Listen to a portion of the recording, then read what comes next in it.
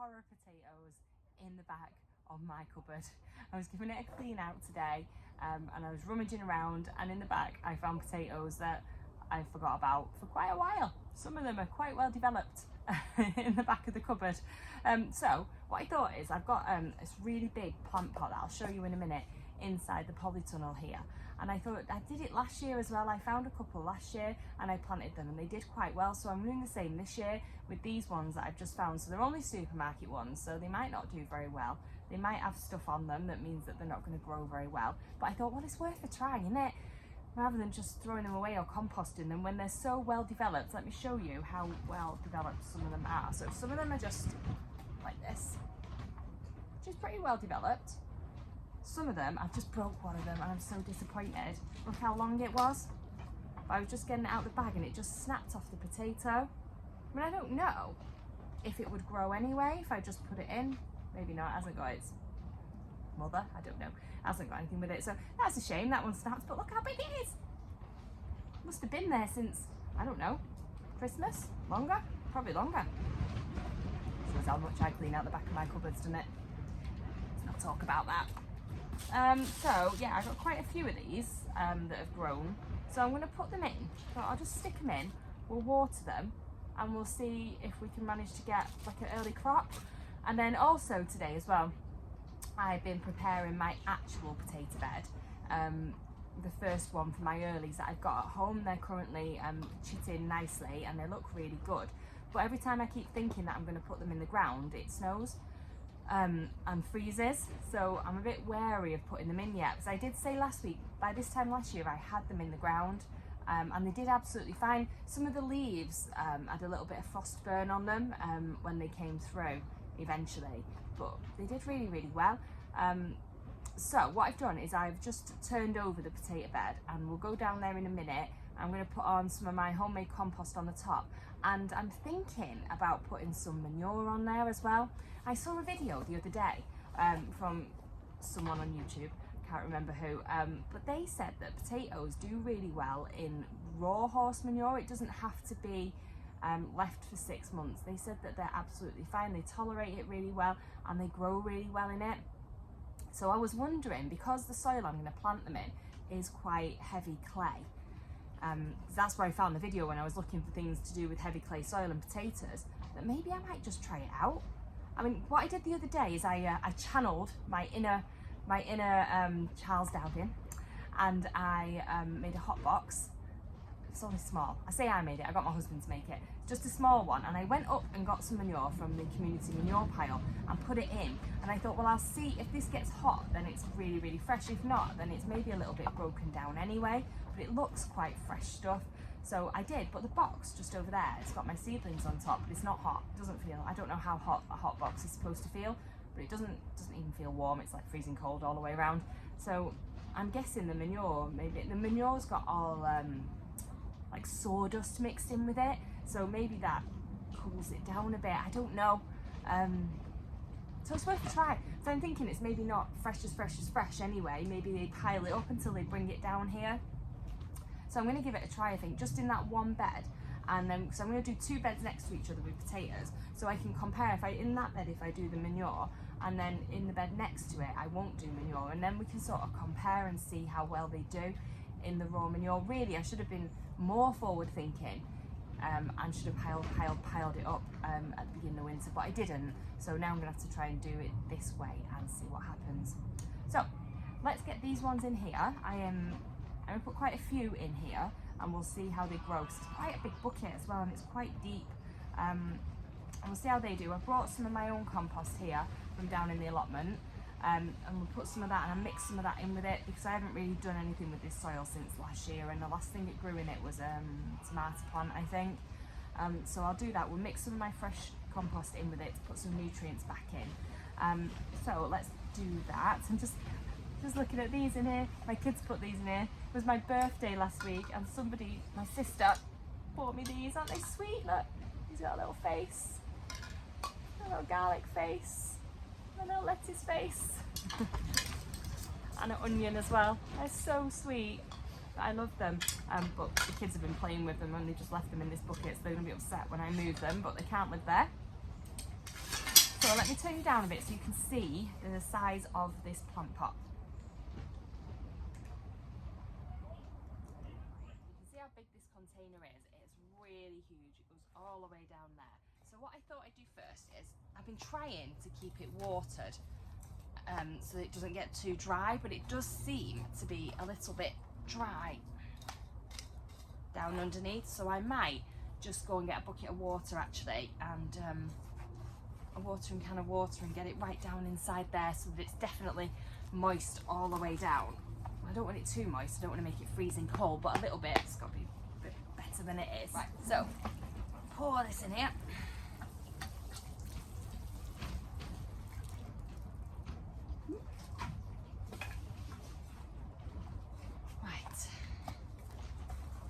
Better. So what I might do is make like a big hole in it, and we'll put some of my stuff in. My stuff is really wet. Actually a few worms in it, which is good. Still some eggshells that aren't quite broken down yet, but just as I was digging it out then, you know what my chickens are like, they were right in there trying to steal all the worms out of it. I managed to save a few. Some over this side as well.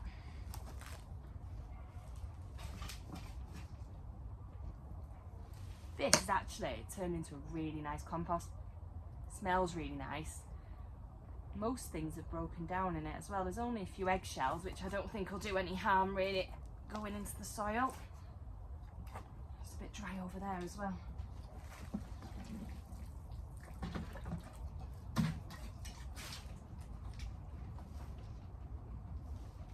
A few twigs as well from, as I was getting last year I was getting from one of the local florists around here. They were giving me, just wipe that on my face, they were giving me all their leftovers, all their recycling. Instead of them taking it to the green waste bank, they were giving it to me, and I was picking it up once a week and putting it into my compost. But obviously with flowers there's quite a lot of brown stuff in there as well, so a lot of that hasn't rotted down properly yet. But I'm going to do that again this year as well. It was a really good idea actually. It's worth a try, you know, if you've got anywhere near you that might have green waste for extra compost. I mean, once the summer gets going it's fine, obviously I've got loads of green waste then myself, but at the beginning it was really, really good. I'm actually thinking I might approach the local fruit and veg shop as well this year. There's one on the market near us, and they might give up some of their leftovers. I'm guessing they must have a green waste recycling. They must take it to the tip. So maybe they might let me do a couple of pickups a week as well, which would be really good, because it's my mission this year to make as much compost as possible, because my beds really, really need loads and loads and loads of compost. So that seems pretty nice. Another one more in.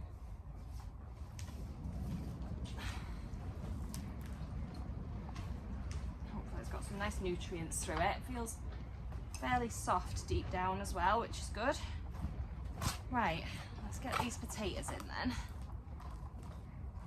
Now, it's quite big. Now it's hard, isn't it? Because I don't want to go too overboard and put too many of them in, but there's quite a lot of space in here for them to all grow and not really bother each other. So let's have a look. Who have we got? So put that one in because that's a little one. So I'm going to put him in. Must be that way down, isn't it? It's been a year since I put potatoes in. I remember. I want to put them that way down. Put them in. Put him in. Leave him there a minute.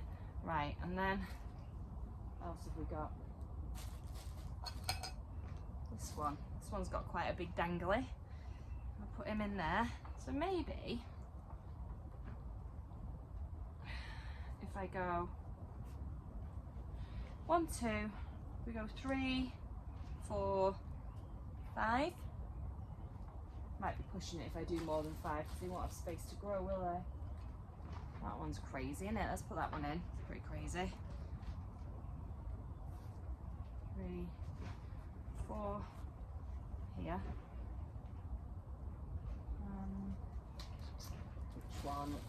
You. This one seems quite good. Try to give them lots of space and lots of ways to move as well in there.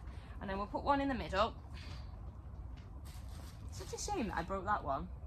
I would have had loads of potato babies. Never mind. I'm trying to look for one that looks really good. One here. Come out the side of the bag. Don't want to damage it. There. Should we do that one, I think? This looks quite long. It's obviously put a lot of energy into growing. One in there. Cover 'em up. What I'll do with the rest of them, maybe I'll have to try and find another couple of containers and put the rest of them in because it feels quite bad. I could just throw them in the compost, I don't know. Right, a bit of extra compost on top. Nice nutrients that can sink down through it. Oh, there's loads of worms in here. I really thought they'd had most of the worms out. Right, there we go. Maybe I can put these little cute things back in around the edges for now. Just have to tell the kids not to stab them back in when they take them out so they don't kill a potato. Ah.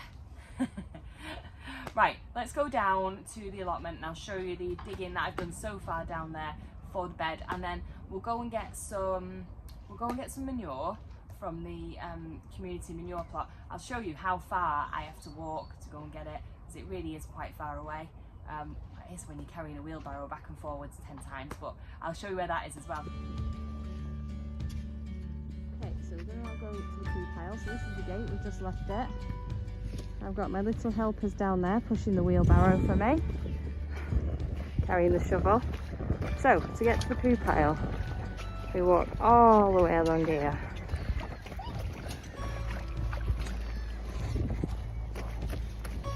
Really rain, it's just absolutely thrown it down with rain.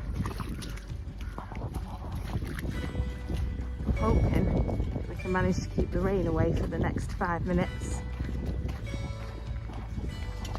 So it's quite a substantial walk down here when you've got wheelbarrows and wheelbarrows and wheelbarrows full of stuff. It does get a bit tiring after you've done it several times. We're nearly there now. Just round the corner.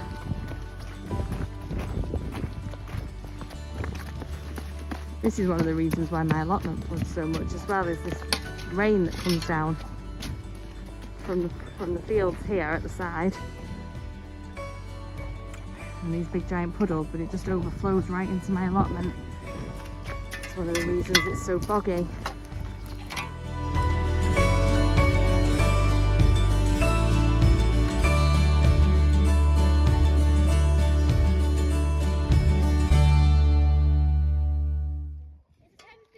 So here we are at the poo pile.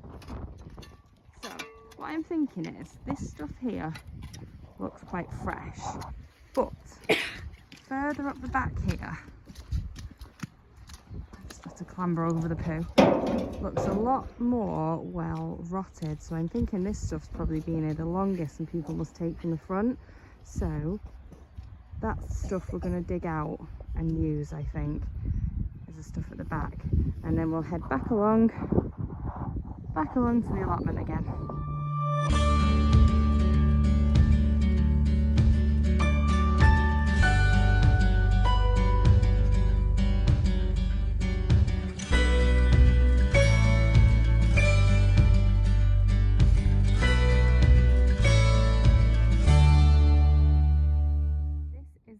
I've been preparing, so you can tell just by looking at it how clay-like it is, and also I was just thrown it down on it a minute ago, so it is really wet as well at the same time. So what I thought I'm going to do is do a few barrels of this over the top here, and I think I'm just going to leave it on the top, and then I think I'm going to do a few barrels of my homemade compost on top of that, and then use that as the medium to plant in. I think all I've done with this bed is literally just turned it over, and I got the fork in there as well and tried to loosen it. I try and do that with a lot of my stuff at the moment because it's so clayey. I get the fork right down there and just try and loosen all the soil underneath as well. So hopefully that's quite soft anyway for them to carry on growing their roots into. Oh no, look. Here's the gang getting in there now. I'm going to chuck it everywhere for me. So I'm going to better get that in the bed before they get it all over the place.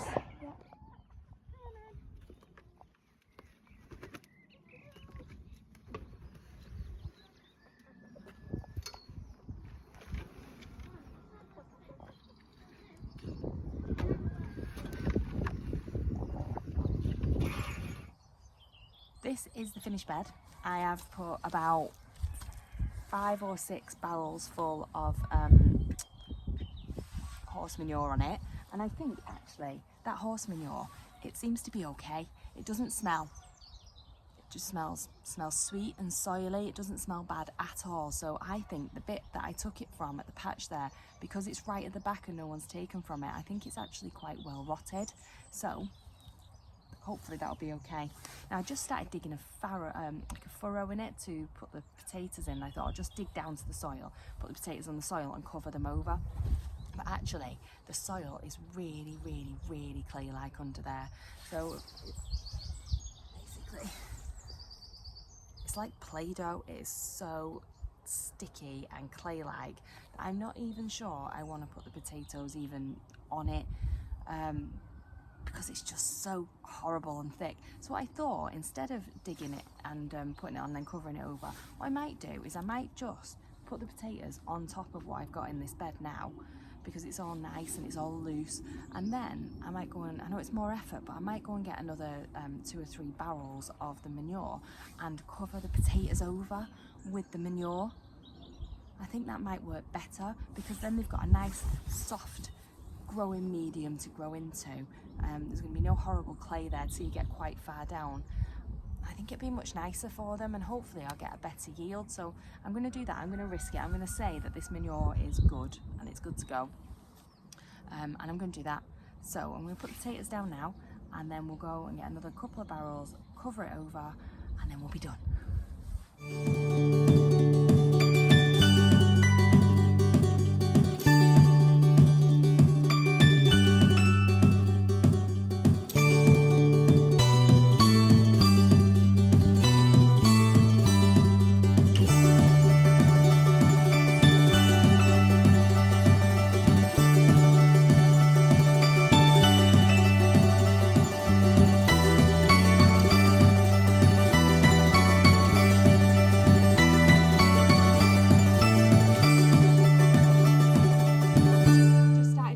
So I'm hiding under the decking for a minute while it stops raining.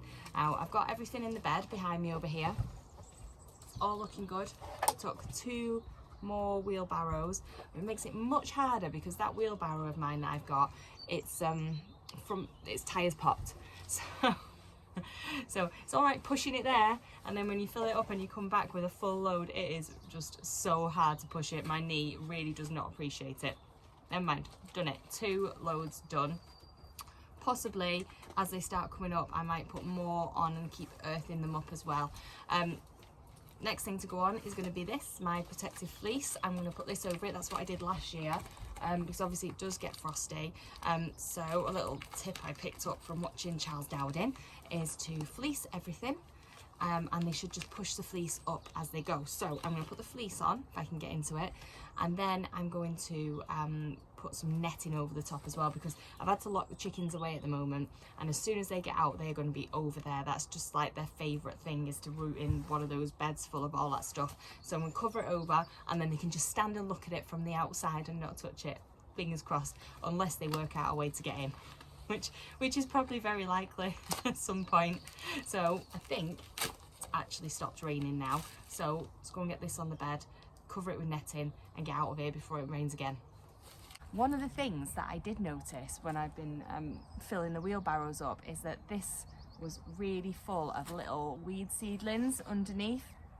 I was trying to pick them out as I went along, looking like the local crazy lady with a wheelbarrow down at the poo pile, picking through it, and I didn't take my gloves, so picking through it with my bare hands, looking and picking out little weed seedlings. But I think I got a few of them out, but there's going to be quite a lot. So I'm possibly going to grow a lawn here as well, because I don't know about you, but whenever I pull weed seedlings out, I'm sure that they just reroot themselves. I was watching someone the other day, another gardener, and they were saying that that's what they do, is they let them grow and then they sort of hoe them out and leave them on the soil so that they just, you know, just more nutrients going back into the soil, and that fixes their weed problem. That does not fix my weed problem. I don't know why, but I swear mine reroot themselves and they grow again, because it seems like 2 days later they're all there, look, standing up, looking all great again. So I'm pretty sure this is probably going to grow some sort of lawn, so I'm going to have to keep my eye on it, hopefully stop it getting too out of control. But let's get this fleece on, because that rain's coming back.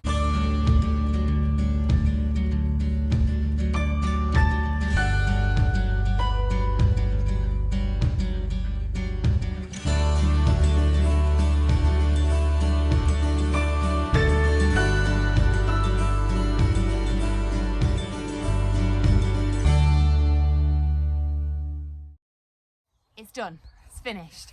I've got the fleece down, so we've got the potatoes in, the manure on top, the fleece on top, and the netting to keep the chickens out. I need to put a few more screws in the netting, I think, tomorrow. The chickens aren't going to be out by then, just to make doubly sure that they can't get in here, because if they do get in here, that's it, because they're just going to ruin it, they'll just kill it all. But hopefully the fleece will keep it nice and toasty, so if we do have any frost between now, well, we will, between now and May, they'll stay nice and toasty and warm under there and grow nicely. I might do some interplanting in between as well. Last year I put beans in next to them and they grew really, really well together with the potatoes and the beans growing next to each other. So I might do that. I'm just not sure about how well rotted that manure is to whack a few broad beans in. I don't know, so I'll have to think about that. But for now, I'm going to get out of this rain because it's coming back down again. I'm going to go home and hide from it. So I'll see you soon. Bye bye.